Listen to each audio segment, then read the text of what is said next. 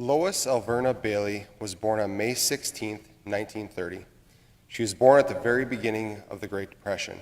Almost all her preteen years were spent at the height of poverty in the United States. She lived in the little town of Wing, North Dakota, with a total of 235 people at that time.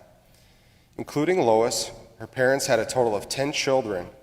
However, with medicine not being what it was today, only 6 children made it to adulthood, with her being the eldest. Being the dirty 30s and that many mouths to feed in the house, from what I've been told, things weren't exactly bountiful in the Baileys. I can only imagine being the eldest sibling in that situation molded her to a lot of the decisions she made when she got older. With her now being a few short weeks from age of 94, she only has one surviving blood sibling. When someone lives as long as she does, her life resume tends to get pretty long and interesting. When she was a little girl at school in Wing, they had an outdoor bathroom, which today would be called a spiffy biff. Being a timid girl growing up, she would tend to get picked on quite frequently. During recess one day, a boy decided to lock little old Lois in that spiffy biff for what she thought was hours. From her perspective, she was fearful for her life. After graduating high school in Wing, she began her teaching career, where she taught a few miles northeast of Wilton. While she was there teaching, there was a little girl who just loved Lois. She grew so fond of Lois, she pestered her to go out on a date with her older brother. Between her and her brother, they kept after her so much, timid Lois finally broke down and went out on a date. Come to find out, that little girl was a pretty good matchmaker. Due to her efforts, she ended up becoming a sister-in-law to the teacher she loved. Lois ended up marrying Seelye in 1951. She continued to teach in the small country schools around Wilton for about 17 years. After that, she went on to teach in Bismarck. Being the caring, patient person Lois was, she began her Bismarck teaching career with elementary special education. This would be her calling until 1998 when she finally retired. From all the lives she touched, her teaching career defined her life in so many ways. She never felt short of giving to her students with both time and her finances. There were many times at school when kids would come to school without gloves, hats, and whatever else. The next day, Lois would have one of them for them. As many of you know, her late husband Del was heavily involved in boxing. Also, as many of you know, Lois was heavily involved in supporting her husband. I don't know whether she chose to or whether she was given the job, but Lois served as the state secretary for Golden Gloves Boxing. This was a very large task 25 to 30 years ago, as boxing was at the height of its popularity, and there were boxing matches almost every single weekend. Boxing was an absolute staple in Del and Lois's life. In fact, it was a family affair. Lois and Del's kids would do the timing, scoring, and many other tasks, while us grandkids had the job of the slave labor of setting up the ring. However, when we were done, we were rewarded at the bar with plenty of Shirley Temples. Family was everything to both Lois and Del, as they began a long-standing tradition of every Sunday getting together at someone's house for a homemade supper. However, Lois would refuse to sit down until everyone else was seated and eating. As a teacher, Lois would finally get a mental and physical break in the summers. While most teachers like to rest in the summers, especially after their kids are grown and away, Lois thought, dealing with kids all day long for 9 months was not enough. I want to be part of a program where I can help out delinquent kids for the summer too. So she picked up the phone, called her daughters Helen and Deb, and said, I want to watch my grandkids all day, every day for the summer.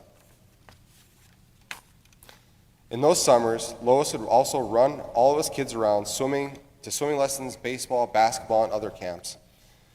My cousins Casey and Kyle and sister Jamie would get into a lot of things those summers, but it was mostly an endless supply of Werther's Originals, Baby Ruth bars, and blackjack gum that Grandma made sure was in the cupboard. However, Grandma and Grandpa did make us work for our keep. We were asked to clean the dishes, vacuum, mow lawns, chop wood, wash vehicles, and much more. Sometimes we wondered if it was us or them getting the benefit. However, there is one thing that all us grandkids still talk about today. As Lois was a teacher, she tried her best to make us learn in the summers. She would give us a sticker if we read for a certain amount of time that day. Then, if we got enough stickers by the end of the summer, She bribed us with $20 to spend at the end of the summer family vacation. It truly is funny, though. Every summer, Lois and Dell watched us kids. However, Lois did most of the watching, and Dell did more of the cheering while we wrestled. But in all honesty, Lois maybe thought she was doing a favor for her daughters so they didn't need to pay for daycare. But looking back, I think her taking care of us was one of the greatest gifts she gave us kids. At times, I'm sure it was hard to deal with 4 kids with very different personalities and ages, but I am so thankful for the time we got to spend with our grandparents. We developed an extremely great bond with them. Lois would do absolutely anything for her grandkids, and we could go on and on and on about the things that she did for all of us. But one night, when I was a little boy, my parents put me to bed. Then around 9 p.m., they heard a knock on the door. This was the Lois knock. My parents went to the door, and she was holding a fresh apple pie. My mother proceeded to ask, "Why do you have an apple pie?" Lois said, "Well, Cody called me a little bit ago and asked for one, so I made it for him. Didn't you know?" Parent-child relationships are complex in so many ways. Grandmother-grandchild relationships are simple. Grandmas are short on criticism and long on love. This statement couldn't have been any more true to when it came to our grandma. As Lois and Dell got older, Dell ended up being diagnosed with Alzheimer's around the year 2000. This began to get harder and harder for him to stay at the home. She was forced to put him in a nursing home. This tore Grandma up so much that she felt that she was falling as a caregiver and a wife.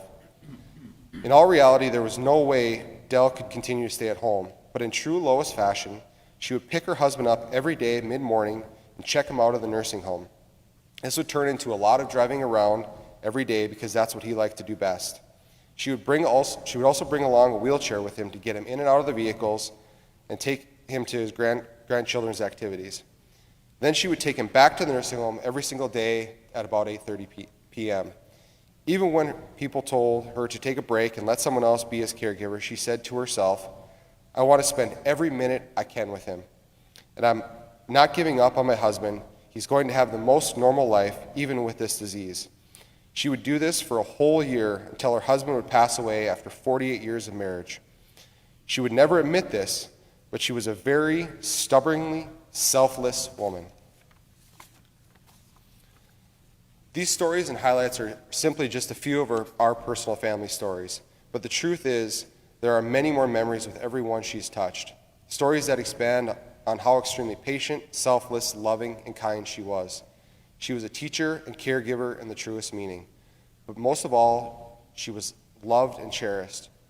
She set the gold standard on how to love and care for everyone. If we could all follow in Lois's lead in everything she did, we would all be better off. Grandma, your amazing smile will never be forgotten. There is no more lessons to be taught, apple pies to bake, or hugs to give. However, you have permanently sown them into all of our hearts. We can only hope to leave an impact on people's lives like you did to everyone else. It's now your time to finally sit down in heaven with the Lord at his table. Blessed be Lois's memory. Cody, thank you.